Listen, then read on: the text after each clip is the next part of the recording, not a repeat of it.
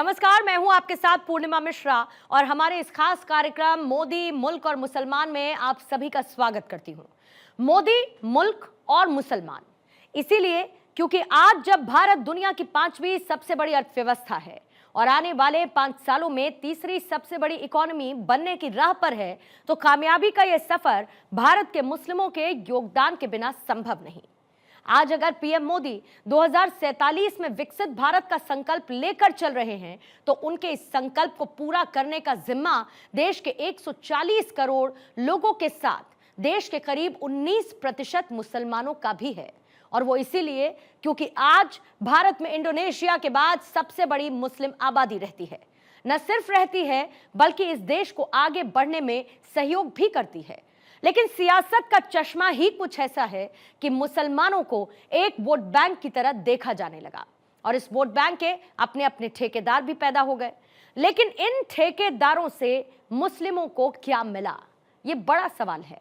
लेकिन उससे भी बड़ा सवाल है कि आखिर आज देश के मुस्लिम मोदी सरकार के बारे में क्या सोचते हैं, क्योंकि पीएम मोदी की नेशनल पॉलिटिक्स में एंट्री से पहले ही एक नैरेटिव तैयार कर दिया गया था। नैरेटिव ये कि वो देश के मुस्लिमों को बतौर नेता पसंद नहीं करते, वो मुसलमानों के बीच अलोकप्रिय हैं। लेकिन क्या वाकई में ऐसा है? और इस तरह के नैरेटिव्स जिस बुनियाद पर गढ़े गए, उनकी हकीकत क्या है, ये बड़ा सवाल। और सवाल ये भी कि आखिर देश के मुस्लिमों के प्रधानमंत्री मोदी और उनकी सरकार के प्रति विचार क्या है? क्या वाकई वो उनको नापसंद करते हैं या फिर उनसे प्यार करते हैं? हमारा कार्यक्रम मोदी, मुल्क और मुसलमान इन्हीं सवालों की पड़ताल करता है और इसी सिलसिले में जब हम शहर दर शहर गुजरते हैं तो जवाब जो मिलता है वो न सिर्फ दिलचस्प बल्कि आंखें खोलने वाला भी है। इसीलिए आज आपको भी हमारा ये शो जरूर देखना चाहिए ताकि मुस्लिमों को वोट बैंक की तरह देखे जाने की जगह देश के विकास में उनकी भागीदारी, उनकी जरूरतों और उनके विचारों को भी सुना और समझा जाए और जिस बुनियाद पर प्रधानमंत्री मोदी को लेकर मुस्लिमों के बारे में नैरेटिव्स गढ़े जाते हैं, उसकी हकीकत भी बेपर्दा की जाए। नमस्कार, मैं अभिषेक शर्मा, आप देख रहे हैं भारत 24 और आपके लिए लाया है आपका पसंदीदा शो जिस तरीके से मोदी, मुल्क और मुसलमान। देखिए किस तरीके से देश में 10 साल से मोदी की सरकार चल रही है, यानी बीजेपी की सरकार चल रही है, और ऐसे में मुसलमानों के लिए खास क्या हुआ है, क्या विकास हुआ है मुसलमान का, क्या मुसलमानों को किस तरीके से उन्हें फिर से एक मुख्य धारा मिलाने की बात की गई है, जिस तरीके से उन्हें सिर्फ वोट बैंक समझा जाता था। इन तमाम मुद्दों पर बात करने के लिए हम आप पहुंचे हैं जौनपुर लोकसभा में।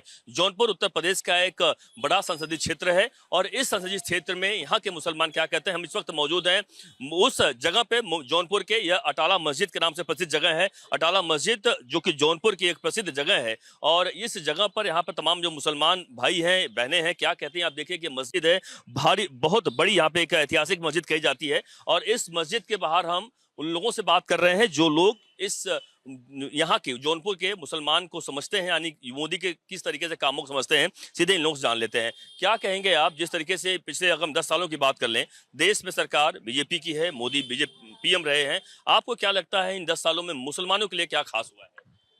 सबसे बड़ी बात, आपके माध्यम से आपके चैनल को मैं धन्यवाद कहता हूं कि जौनपुर में आप जैसे भाई आए हमारे लिए। देखिए, मोदी जी ने 10 साल में मुसलमानों के लिए 370 जैसे कोड को ख़त्म किए। कश्मीर एक ऐसा प्रदेश हुआ करता था, कांग्रेसियों ने कश्मीर को गुलाम बना के रखे थे, मुसलमानों को वहाँ से निकलने नहीं देते थे। 370 जैसे प्रधानमंत्री कोड को ख़त्म किए।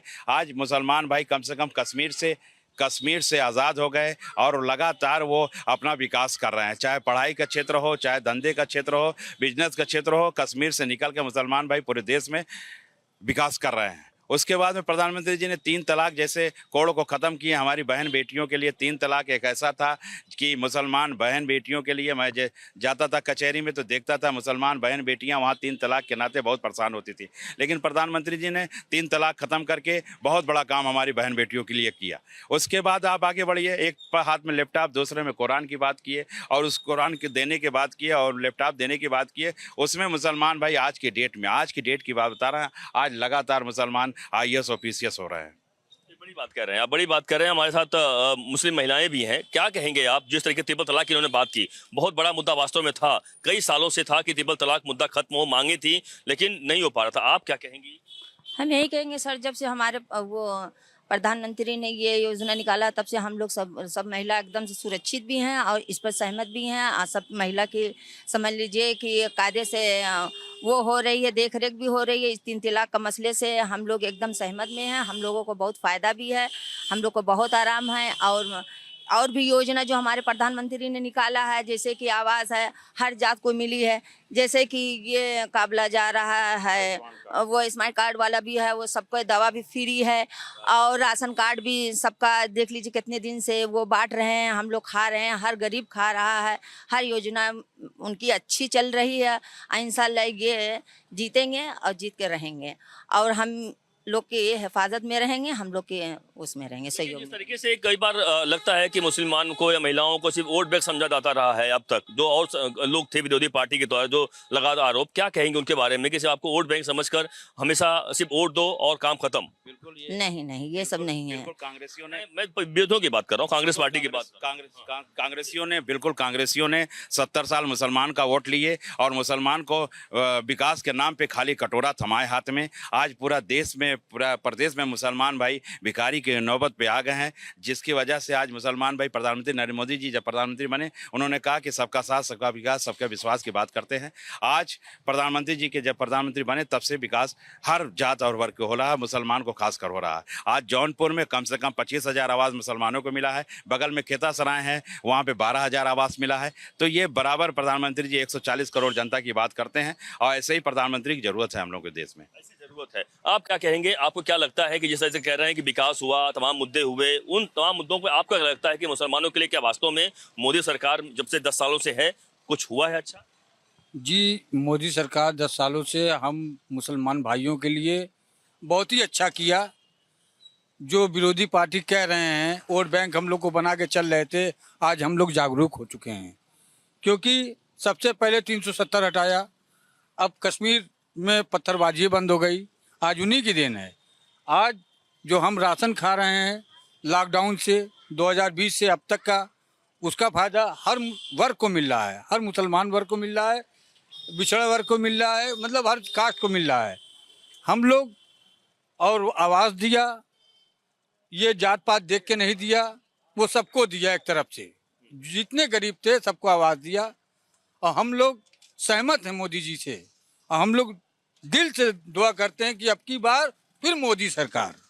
और जो कहते हैं कि 400 पार का नारा है इस बार, क्या उसमें लगता है मुस्लिमों का पूरी एक साथ वोट पड़ेगा? मुस्लिम का तो एक साथ वोट पड़ना है, ये कन्फर्म है। मुसलमान भी जान गए हैं कि सब जान गए हैं, सब जागरूक हो चुके हैं मुसलमान। अब की बार 400 पार। क्या बात है, ये जो बता रहे हैं। हर घर जा करके सब महिला को समझाएंगे और सब महिला से यही प्रयास करेंगे कि हाँ, इस बार भी 24 में भी हमारे मोदी जी को लाइए और फिर से हाँ उनकी प्रधानमंत्री बनाए। उनका ये कुछ और महिलाएं, उनसे भी जान लेते हैं। क्या कहेंगे आप, आपको क्या लगता है कि इन 10 सालों में महिलाओं के लिए खास तौर से चूंकि आप क्या खास क्या हुआ मोदी सरकार के? अब ये सब तो सही है, कोई ऐसी गलत काम तो ना हुआ कि कहा जाए कि न दिया दिए। उनके सेवा में लगे हैं कि भाई प्रचार कर रहे हैं उनका, बस। यानी आपको पूरी तरीके से ये लग रहा है कि बीजेपी सही है, यानी मोदी का काम जो है 10 सालों में, पिछले 10 सालों की महिलाओं के लिए अच्छा हुआ है। ट्रिपल तलाक को लेकर आप क्या कहेंगे? जिस तरह ट्रिपल तलाक का एक बड़ा मुद्दा था जो सॉल्व हुआ और महिलाओं को बड़ा न्याय मिला। ठीक है, ठीक है। लगातार 70 साल ये कांग्रेसियों ने लगातार 70 में मुसलमानों को 70 साल बेवकूफ बना के अपना वोट लिए। उसी तरह जिस तरह खाने में तेजपत्ता डाल दो और चूस के फेंक दो, उसी तरह कांग्रेसियों ने मुसलमान का वोट लेके और उसके बाद में क्या बोलते हैं कि हटा दिए। और उसके बाद में क्या बोलते हैं, उसी तरह 12 से 17 सपा की सरकार थी, 12 से 17 सपा की सरकार थी। सपा की सरकार में मुसलमान भाई 30% वोट दिए थे समाजवादी पार्टी को, लेकिन चपरासी तक मुसलमानों को नहीं बनाया गया। समाजवादी पार्टी की सरकार में चपरासी से लेके एसडीएम बनाए गए, अखिलेश यादव ने बनवाया सबको, लेकिन क्या मुसलमान चपरासी लायक नहीं थे? लेकिन ये खाली दोहरी नीति करके, खाली अपना फायदा करके, जिस तरह कांग्रेसियों ने 70 साल यूज किया मुसलमानों को, उसके बाद ये समाजवादी पार्टी मुसलमानों को यूज कर रही। अब मुसलमान भाई को जागना है, मुसलमान भाई को उठना है कि अब ये न सपा बसपा कांग्रेस कोई नहीं है, अगर हितैषी कोई है तो भारतीय जनता पार्टी है। आपको लग रहा है, आप लोगों को कि जो कह रहे हैं, आपको लग रहा है कि पिछले 10 सालों में खाद मोदी का विकास हुआ है? यानी जो चीज का मुस्लिम समुदाय के लोग बता रहे हैं कि आईएएस बनते थे, आईपीएस बनते थे। जी हाँ, अभी कासिम अली हमारे ग्राम एरौली के IPS बने, मोमडन है ना, बहुत से ऐसे हैं, बहुत से ऐसे लोग हैं जो IAS PCS बने हैं मुसलमान में हैं। ऐसी कोई बात नहीं है, हम लोग मोदी जी से संतुष्ट हैं। अब की बार हम लोग फिर भी उनको वोट करेंगे, दिल खोल के वोट करेंगे। इसके पीछे हम लोगों के साथ कुछ भी हो जाए, कांग्रेसी करें, हमको समझना है, लेकिन अब की बार 400 पार। कई लोग जो हैं वो कई बार विरोध करते हैं, मैं देख रहा हूँ यहाँ पे भी कई बार उनको लगता है पाकिस्तान की बात, तो उस पर क्या कहेंगे आप, क्या कहेंगे? ये सब तो गलत बातें हैं, पाकिस्तान की और हिंदुस्तान की बातें करना। हम खाते पीते हिंदुस्तान में हैं। हिंदुस्तानी की बात करेंगे। हम लोग अपना जो आए हैं अपने प्रधानमंत्री के लिए आए हैं, उनके मोदी जी के लिए, उनके विषय में बोलेंगे, उनके लिए अपनी जान भी कुर्बान कर देंगे, उनके लिए सब कुछ करने के लिए तैयार है। और हर मुस्लिम महिला को ले करके हर घर से वोट निकालेंगे मुस्लिम का, हर घर जाएंगे। पर हम लोग प्रचार भी करते हैं, हम लोग सारा दिन मेहनत से उनके लिए दौड़ रहे हैं, उनके लिए खड़े हैं, आवाज से नहीं। हम लोग कई साल से लगे हुए हैं, जब से खड़े हैं।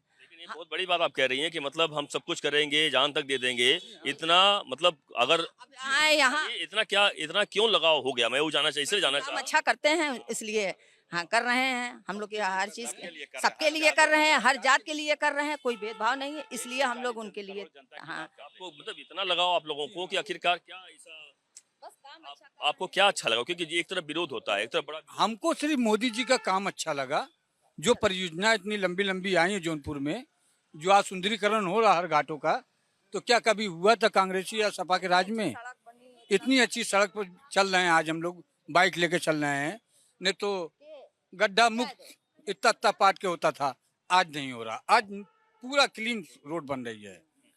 हम मोदी जी से हम क्या, हमारे और मुस्लिम समाज भाई संतुष्ट हैं जी। एक जो बात आती है तमाम कि मुस्लिम को आरक्षण देने के बाद इस बार जो लड़ जा रहा है कि हम धर्म के नाम पर आरक्षण नहीं देंगे, उसको कैसे देखते हैं आप? देखिए ऐसा है, सच्चाई है कि ये कांग्रेसियों ने, देखिए मैं फिर कांग्रेस की बात करूंगा, क्योंकि मुसलमान की जो स्थिति आज हुई है वो कांग्रेसियों की वजह से हुई है। कश्मीर जैसे देश प्रदेश में ईटा थमा दिए कांग्रेसियों ने। अब रहा सवाल जो इसकी बात कर रहे हैं, कांग्रेसियों ने खाली मुसलमान को वोट लेके भिखारी बना दिया। मुसलमानों का कोई हितैषी नहीं है। मुसलमान का अगर कोई हितैषी है तो भारतीय जनता पार्टी हितैषी है, और कोई नहीं है।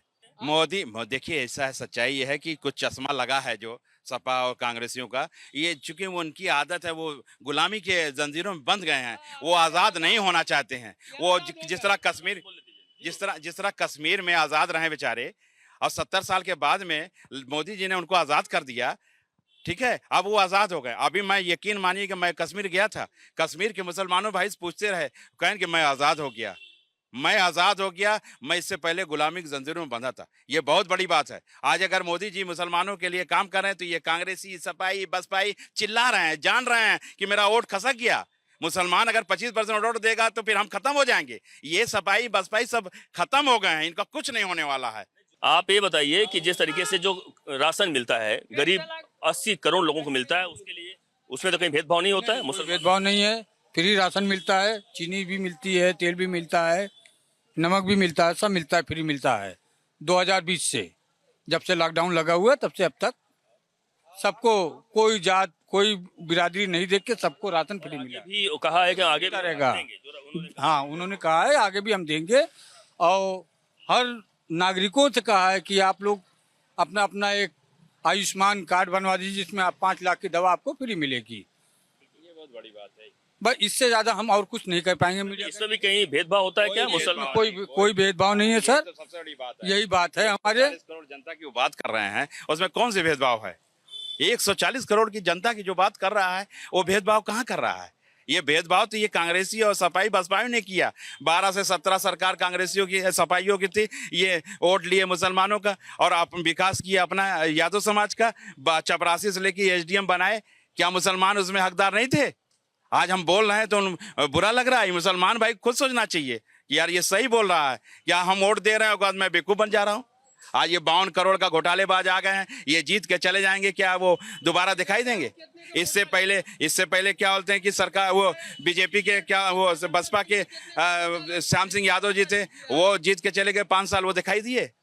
ये मुसलमान भाइयों को सोचना होगा कि यहाँ पे बीजेपी की सरकार बने, कृपा शंकर जैसे एक शरीफ अच्छे आदमी जो लगातार अपने इससे पहले जिस भी विश्व में थे वो लगातार विकास किए, भारतीय जनता पार्टी में आने के बाद में वो लगातार विकास कर रहे हैं और ऐसे नेता को हम लोग को चुन के उनको केंद्र में भेजे जिससे वो राज्य मंत्री बने और हमारे जौनपुर का विकास हो। आपको लगता है कि जो जहाँ चुनाव हो रहा है कृपा शंकर सिंह, चूंकि यहाँ पर अगर जिसे बता रहे हैं बीजेपी के उम्मीदवार हैं, तो क्या बीजेपी के उम्मीदवार के नाम पे है कि मोदी के नाम पर वोट होगा यहाँ पर? यहाँ पर मोदी जी के नाम पे हो रहा है, इंशाल्लाह वो जीतेंगे कृपा शंकर जी। क्योंकि जो 400 पार का नारा लगाया है कि अब की बार 400 पार, अब की बार फिर से मोदी सरकार, लग रहा है सही? नहीं, सही लग रहा है, इंशाल्लाह जीतेंगे भी, वही जीतेंगे और जिता कर रहेंगे उनको। विरोधी एक दो सवाल और आप लोगों से तो इलेक्शन में होता ही रहता है, सब हाँ, विरोधी हो चाहे जो भी हो, सब वो हो जाएगा, सब अपने उसमें हो जाएगा इंशाल्लाह। विरोधी समझो तैयार नहीं हो तो पूरा अरे सब,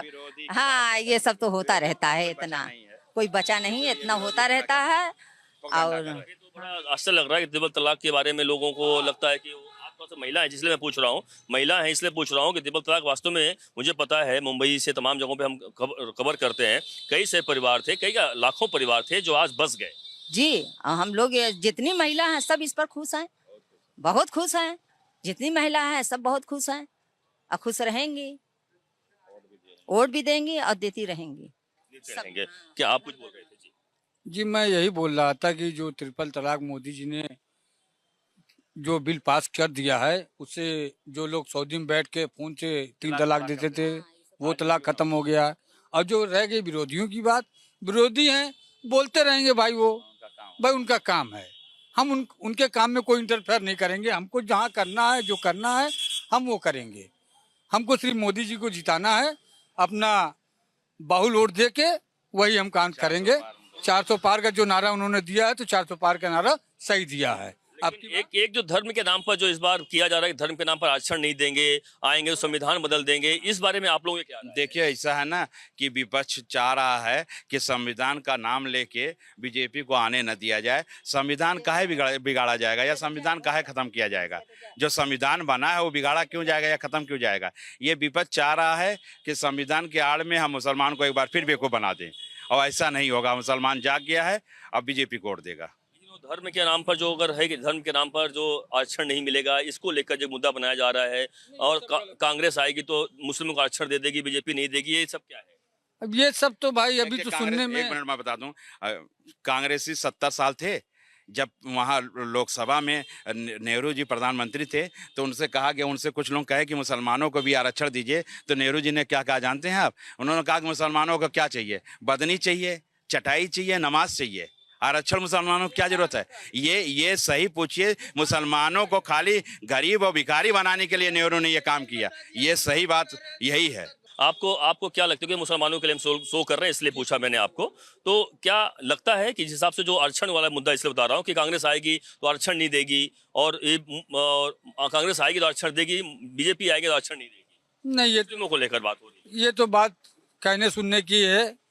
आरक्षण तो हम लोग को मिलेगा, ऐसी बात नहीं है, आज नहीं कल नहीं पर उसको लिए तो हाँ भाई है, ये हम लोग और प्रयास करेंगे। महिलाओं के लिए आरक्षण मिल ही चुका है, अब हम ही लोग को बाकी है। अब प्रयास करेंगे हम लोग कि अपनी बात मोदी जी तक पहुंचाएं आरक्षण के लिए। बिल्कुल, ये देखा आपने कि जौनपुर से स्पेशल शो खास तौर से आपने देखा कि मोदी मुल्क मुसलमान, यानी जौनपुर के जो मुसलमान हैं वह क्या सोच रहे हैं, महिलाएं क्या सोच रहे हैं। अब देखा आपने, खुलकर बात हुई। यह साफ है कि मैक्सिमम लोग जाहिर से सपोर्ट करते दिखाई पड़े। किस तरीके से मोदी सरकार आने के बाद कैसे लोगों की जो तकलीफें थी वह बदली हैं, किसी किसी सुधार हुआ, कि विकास हुआ है, इन तमाम मुद्दों को लेकर जौनपुर के तमाम जो मुसलमान हैं उन्होंने खुलकर बात की। और हमने बात की उस जगह पर जो मुस्लिम बाहुल्य इलाका है, अटाला मस्जिद जो जौनपुर का एक बड़ा इलाका कहा जाता है, उस जगह पर बात करके हमने जाना लोगों को आखिरकार यहाँ पर उन लोगों की नब्ज क्या है, मुसलमानों को लेकर, खासतौर से मोदी को लेकर मुसलमान भाई क्या कहते हैं। कैमरा रमेश के साथ अभिषेक शर्मा, भारत 24 जौनपुर से।